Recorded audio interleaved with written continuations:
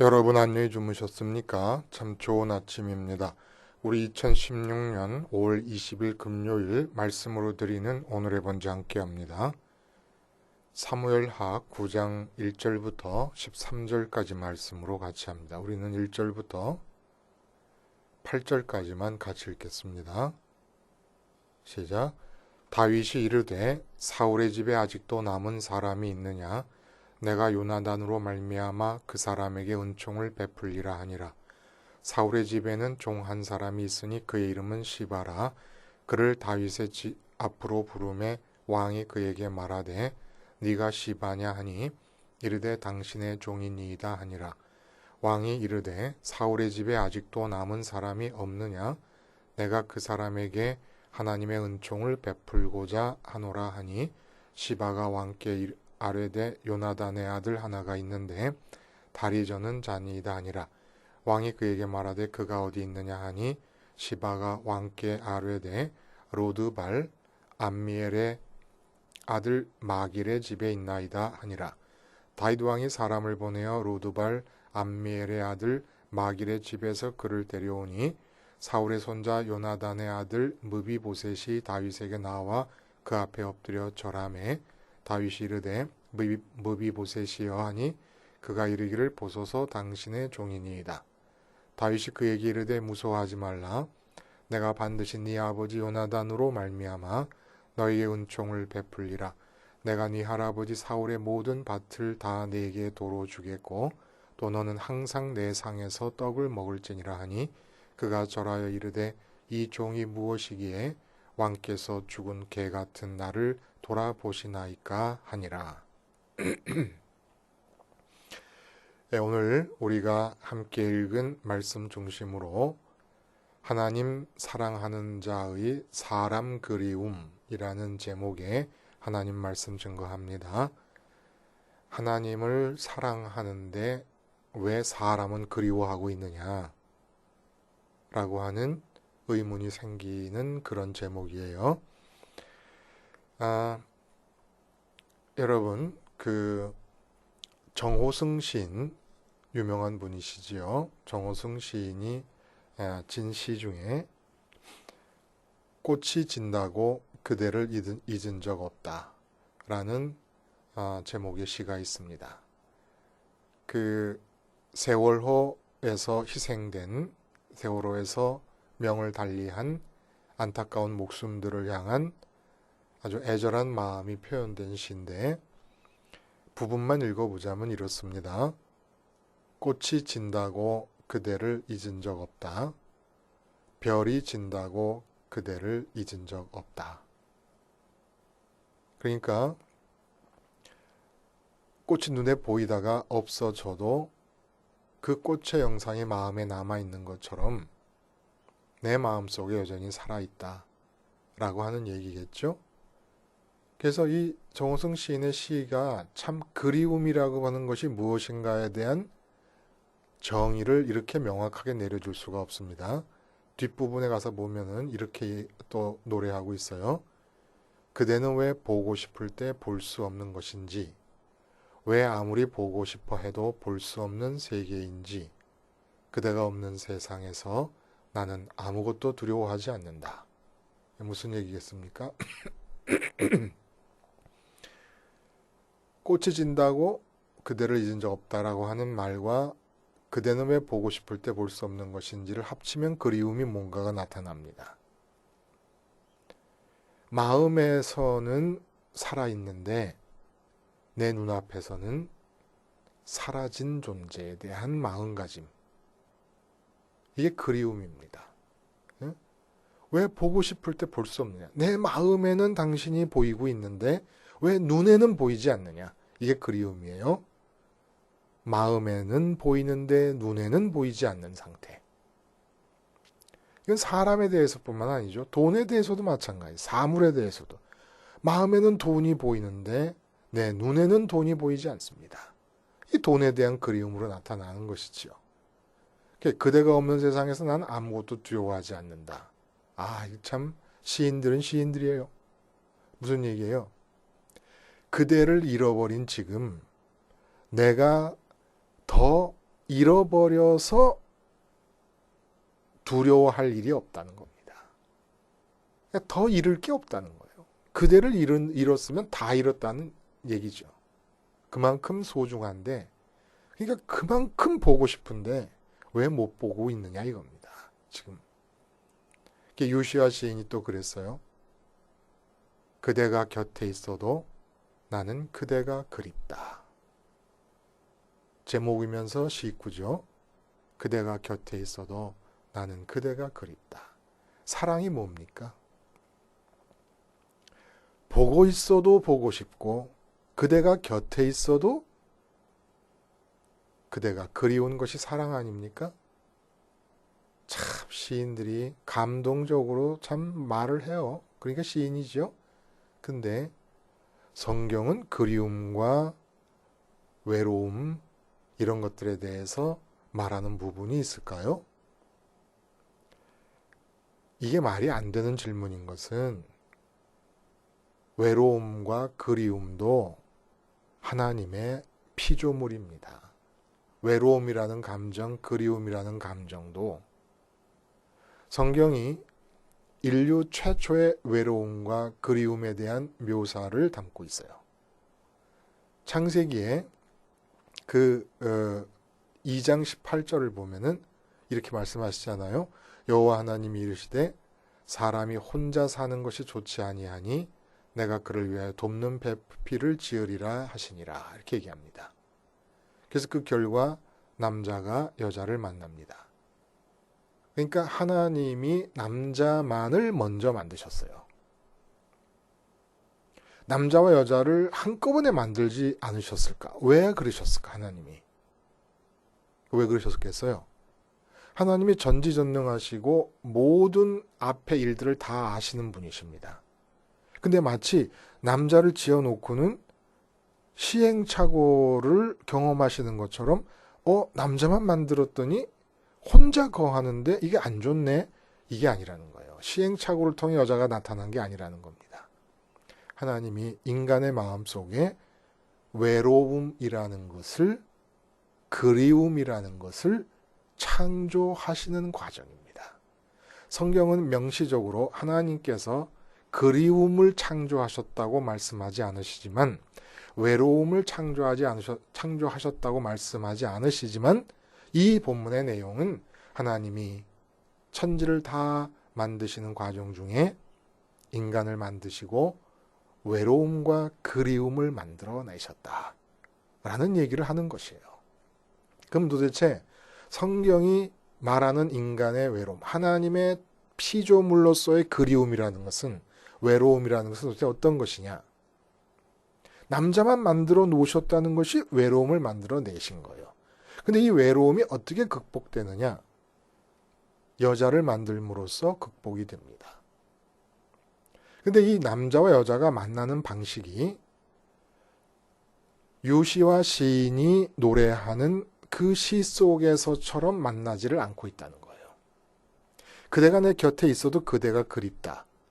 이런 식의 만남이 아니라는 겁니다. 하나님이 만드신 그리움은 이게 아니라는 거예요. 그러면 어떤 것이냐? 두 사람이 만나는 게 아니라 두 관계가 만납니다.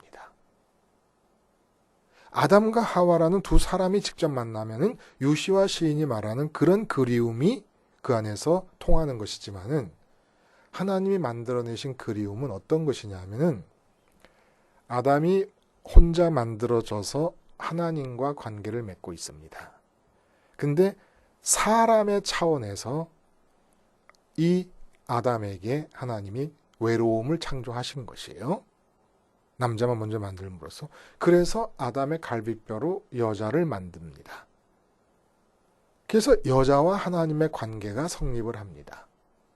그래서 하나님께서 아담과 하와를 만나게 할 때는 아담과 하와가 당사자가 돼서 만나는 게 아니라 하나님과 아담, 하나님과 하와라고 하는 두 관계가 만나는 겁니다. 두 사람이 만나는 게 아니라. 그러면 이 두 관계가 만나는 과정 중에 그리움과 외로움이라는 것이 도대체 어떻게 성립하는 것인가? 두 관계의 만남 속에서 그리움과 외로움이 나타난 거예요. 여기서 말할 수 있는 그리움과 외로움은 뭡니까? 아담이 하나님과 관계를 맺을 때 하나님과 관계를 맺는 방법은 마음을 하나님께 드리는 수밖에 없어요. 그리고 이것이 또 믿음이기도 해요. 마음, 심장을 꺼내 드리는 것이 믿음이니까. 그리고 그렇게 드리는 이유가 뭡니까? 마음이 그로 인해서 만족함과 기쁨과 행복을 얻을 수 있다고 믿으니까. 그래서 하나님과 관계를 맺어요. 근데 사람 차원에서 하나님은 신이시고 나는 인간 아닙니까? 인간 차원에서 외로움과 그리움이 생깁니다. 이것은 어떤 그리움이냐?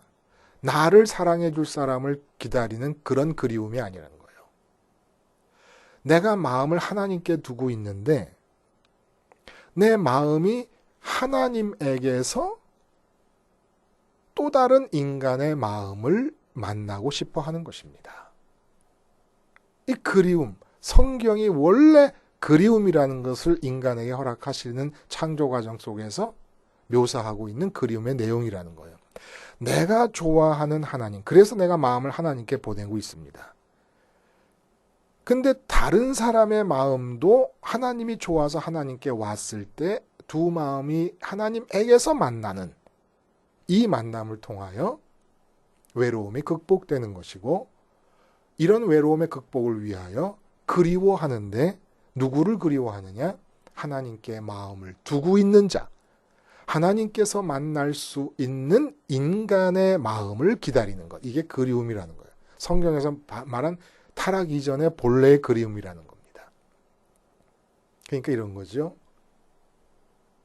제가 고등학교 때 농구를 좋아했어요. 중학교 때는 야구를 좋아했고, 그래서 동네 이제 초등학교가 있고 또 가까운데 중고등학교가 있고 그랬어요. 경성중고등학교 옆에 있었는데, 경성중고등학교에 가면은 농구 콜대가 큰 게 두 개가 이렇게 서 있습니다. 이제 오후 무렵에 농구공을 갖고 학교 안에 가서 이제 혼자 공을 던지며 골대를 향해서 있어요. 한 10대 번 던지고 나서는 공을 잡고 학교 정문을 바라봅니다. 누가 오지 않나. 누가 오지 않나. 해가 지도록 골대를 향하여 혼자서 공을 수십 번, 수백 번 던지면서 사람을 기다리고 있어요. 근데 어떨 때 한 사람이 저녁 무렵에 나타나서 농구 골대 쪽으로 걸어온다. 얼마나 반가운지 몰라요. 그러니까 저녁 무렵이 돼가지고 해가 질 동안 사람을 기다리고 있을 때 그 외로움. 그 외로움은 어떤 사람에 대한 사랑이 아닙니다. 그 농구장에 마음을 두고 있는 사람을 기다리는 것이죠. 농구장으로 보내진 마음을 만나고 싶어 하는 것이라는 거예요. 거기에 외로움이 있고 그리움이 있다는 겁니다.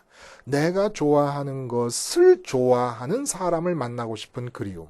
이게 성경에서 말한 그리움이고 외로움이라는 겁니다. 그러니까 교회란 사실 엄격하게 말하면 뭐냐? 하나님을 사랑하는 자들의 모임이에요. 하나님 동호회라는 얘기입니다.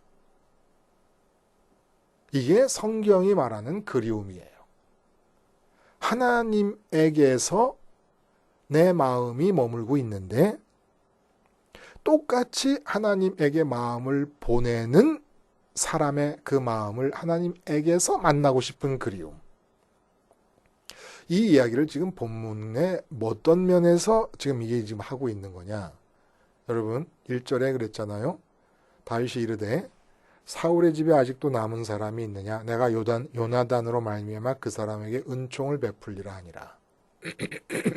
그래서 찾은 것이 누구냐 하면은 사울 왕의 손자, 요나단의 아들이고 사울 왕의 손자인 무비보셋이라고 하는 사람을 찾아냅니다. 그러니까 순전히 정치적인 측면에서 보면은 다윗의 이 행동이 이제 훌륭하고 위대한 이유가 새로운 왕조가 시작되고 있을 때 제일 먼저 척결해야 될 대상이 누굽니까? 옛 왕조의 왕가에 속한 사람들입니다. 그렇지 않겠어요? 그래서 옛 왕조, 이전 왕조와의 모든 연관성은 아주 솜털까지도 다 뿌리채 뽑아버려야지 되는 것이 정치판의 상식 아닙니까? 근데 무비보셋은 이제 새로운 왕조에서는 이렇게 일종의 역적이고 멸절되어야 할 존재 아니에요. 특별히 이전 왕조의 사울 왕이 다윗에게 얼마나 못할 짓을 많이 했습니까? 그런데 요나단을 보고 거두어 드린다. 이게 이제 다윗의 훌륭한 점이라고 칭찬들을 할 수 있는 이유가 되는 것이기도 하지요. 그런데다 무비보셋이라고 하는 인간 자체가 지금 뭐 그 사회에서 최저의 밑바닥으로 가버린 루저 중에 루저 아닙니까? 그리고 신체상의 장애도 있고 참 이 사람 자체를 봐도 처량하기 그지없는 것이고 그 사람이 지내고 있는 로드발이라는 지역, 이 로드발이라는 지역의 이름이 목초가 없는 이라는 뜻이에요. 그러니까 완전히 황무지 같은 척박한 지역에 은둔 생활을 하고 있는 겁니다. 다윗 왕조에서. 그렇지 않아요? 그래서 8절에 보면 그가 절하여 이르되 이 종이 무엇이기에 왕께서 죽은 개 같은 나를 돌아보시나이까 하니라. 이렇게 얘기합니다. 이게 겸양의 표현이 아니에요. 진짜 이 사람의 처지가 죽은 개같이 돼버린 거지요. 근데 거둬들여요. 왕자들과 똑같이 다윗 왕의 상에서 먹도록 허락을 합니다. 자, 이것을 향해서 우리는 요나단을 향한 우정, 요나단이 다윗이 어려울 때 보여줬던 사랑에 대한 보답, 이런 식으로 이해를 한다 그러면 성경의 의도를 좀 벗어나는 것이라 생각이 듭니다. 그런 의도였다 그러면 아예 사울과 그 세 아들이 죽었다는 소식을 들었을 때 먼저 우리가 그러잖아요. 아는 사람인데 그 사람이 죽었을 때 어린 자식들이 있거나 그러면은 죽었을 때 그 자식들을 찾아야 되는 거 아닙니까? 그렇지 않아서 형편이 뭐 유다 지파의 왕이기 때문에 형편이 어려웠다 그러면 통일 왕국이 이루어지자마자 찾았어야 되는 거 아니겠습니까? 근데 왜 승승장구 만사형통 다 이루어지고 나서 이제야 찾는 겁니까? 여기에서 성경이 말하고자 하는 독특한 의도가 숨어 있다는 거예요. 어떤 의도가 숨어 있느냐 하면은 바로 앞장에 보면은 앞장 맨 마지막 부분, 오늘 본문의 바로 앞에 부분에는 다윗이 자기 이제 왕정의 조직을 완비하는 모습이 나옵니다. 그러니까 행정 관료들을 뽑는 거예요. 그러니까 나라를 함께 이끌어갈 이제 신하들을 뽑았다는 얘기가 바로 앞에 나옵니다. 그리고 나서 오늘 본문의 얘기가 나오는 거예요. 요나단 얘기가 갑자기 다윗의 마음속에 이제야 요나단이 생각난 것처럼 지금 기록이 되어 있다는 겁니다. 이것이 뜻하는 바가 뭐겠습니까? 요나단에 대한 그리움이에요. 요나단에 대해서 의리를 지키려고 하는 마음이 없는 것은 아니겠으되 요나단의 은혜에 대해서 은혜를 보답하려는 마음이 없는 것은 아니었으되 또 요나단과 이제 언약을 하지 않습니까? 그 언약에 대한 신실함을 지키기 위해서라는 이유가 없지 않았음에도 불구하고 가장 우선적인 것은 그리움이에요. 그리움. 사람에 대한 그리움. 함께 일할 사람들을 뽑았어요. 조각을 했다는 거예요.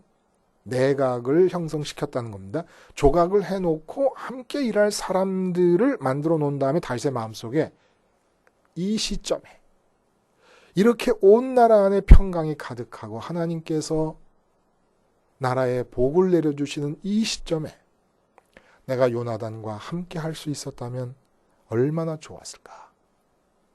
요나단을 그리워하는 겁니다. 이 그리움의 본질이 뭐냐는 거예요. 그림의 본질이. 두 사람이 친해질 수 있었던 것은 다윗이 왕이 될 사람으로 사무엘에게 분명히 고지를 받은 거지요. 근데 마음을 하나님께 둡니다. 요나단은 이 세상의 상식으로 왕위를 마땅히 차지해야 될 사람인데 마음을 왕위에 두지 않고 하나님께 둡니다.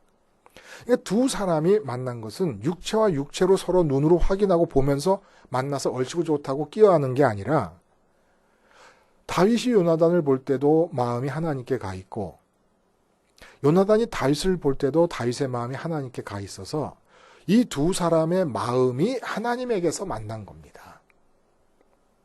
이게 이 두 사람의 우정의 본질이라는 거예요. 그리고 이 두 사람 간에 있는 모든 언약은 이렇게 서로의 마음이 가서 만나게 된, 마치 서울에 있는 남자와 제주도에 있는 여자가 애인이라서 서로 전화를 받고 통화를 하는데 달이 떴어요. 달 보고 있어? 나도 달 보고 있어. 그럴 때 서로의 마음이 달에 가서 만나는 것처럼 그렇게 하나님에게서 만났어요. 근데 다윗이 이제 조각을 해놓고 나니까 함께 끌어가야 될 사람들이지 않습니까? 바로 앞장에서 그 누구를 봐도 자기가 하나님이 좋아서 하나님께 마음을 둔 것처럼 그렇게 하나님께 마음을 두고 있는 사람이 없어요. 자기는 왕의 자리에 있으면서도 왕위보다도 하나님을 더 먼저 좋아하는데 관료가 된 사람들을 보니까 관료 자리를 놓고 신경을 쓰고 그러지 않았겠습니까? 그리고 그 자리를 차지하게 된 것을 좋아하고 있는 모습을 보면서 내가 좋아하는 하나님을 좋아하는 사람이 그리워진 겁니다. 아담이 자기가 관계 맺고 좋아하는 그 하나님을 좋아하는 나 같은 인간이 있을 수 없겠는가라는 그리움이 속에서 만들어졌던 것과 마찬가지로 다윗이 바로 이 그리움에 사무쳐 있는 거예요. 그래서 요나단을 생각해내고 요나단의 자식을 찾는 겁니다. 하나님을 좋아하는 사람이 없을까라는 그리움 때문에 무비보셋을 왕자들의 자리에 같이 앉혀놓는 겁니다. 무비보셋을 보면서라도 저게 요나단의 아들인데 요나단은 내가 이렇게 왕위까지 부차적으로 밀어두고 우선적으로 좋아하는 하나님을 요나단도 똑같이 좋아했는데 그 요나단의 자식이구나 라고 보는 거예요. 이 그리움이 선민들이 사람들 사이에서 살면서 갖게 되는 이 세상 지평과 수평적으로 움직이는 유일한 그리움일 수 있다는 겁니다. 우리가 뭘 그리워하겠습니까? 하나님이 최고라고 믿는 사람들이에요. 하나님만 있으면 혹시 건강이 부족해도 돈이 부족해도 자식이 못 났어도 벼슬이 없어도 그래도 만족할 수 있다고 마음은 못 따라가도 입으로라도 믿는 사람들입니다. 우리가 이 세상을 살면서 이 땅을 향한 그리움이 있다 그러면 내가 이렇게 믿는 우리 하나님을 나보다 더 강하게 믿는 사람은 왜 없을까? 나처럼 하나님을 좋아하려고 애쓴 사람, 좋아하는 사람은 왜 안 보이는 것일까? 하나님의 이름을 말하고 있는 모든 사람, 목사님부터 장로님부터 다 만나봐도 목사님은 하나님 힘으로 목회 잘해보고 싶다고 그래서 목회 좋아하시고 장로님들은 사업 잘해서 하나님 일 열심히 하게 해달라고 사업 좋아하시고 집사님들 다 권사님들 맨날 만나면 자기 자식 자랑하고 자식이 잘못되면 부끄러워하고 하나님보다 자식도 좋아하고 어디를 가도 자기 목숨보다 하나님을 더 좋아하는 사람을 만날 수가 없는 거예요. 교회가 뭡니까? 마음이 하나님께 가 있는 사람들의 모임이에요. 어떻게 하나님께 마음이 가 있을 수가 있습니까? 십자가 생활화를 통해 가능해. 십자가 생활화가 뭐지요? 내 마음이 하나님 말고 다른 것을 좋아하려고 할 때마다 십자가에서 죽는 겁니다. 그래서 내 마음을 하나님께로 갈 수밖에 없이 몰아가는 것이 십자가 생활화예요. 이렇게 십자가 생활화를 통해서 하나님께 마음이 가 있어요. 누구를 만났는데 그 사람의 말을 가만히 이렇게 대화를 하면서 들어보니까 온통 마음이 하나님께 다 가 있어요. 이게 바로 우리가 그리워하는 사람들 간의 사랑입니다. 이게 바로 성도의 교제고, 내가 좋아하는 하나님, 그 하나님에게 나처럼 마음을 두고 있는 사람에 향한 그리움, 이것은 하나님이 창조하신 오리지널한 본래의 그리움이에요. 그리고 선민만이, 타락한 이 세상에서는 선민만이 가질 수 있는 그리움입니다. 이 그리움을 갖고 하나님께서 택하신 숨어있는 선민들을 한 사람씩이라도 우리가 찾아내야 되지 않겠습니까? 기도하시겠습니다. 하나님 아버지, 하나님이 에덴에서 창조하신 그 그리움, 타락으로 인해서 사라져버린 그 본래의 그리움을 십자가 생활화를 통하여 회복하면서 그 그리움대로 허락하시는 귀한 나의 진짜 형제 자매들을 만나는 복된 삶을 살게 해 주시옵소서. 예수님의 이름으로 기도하옵나이다. 아멘.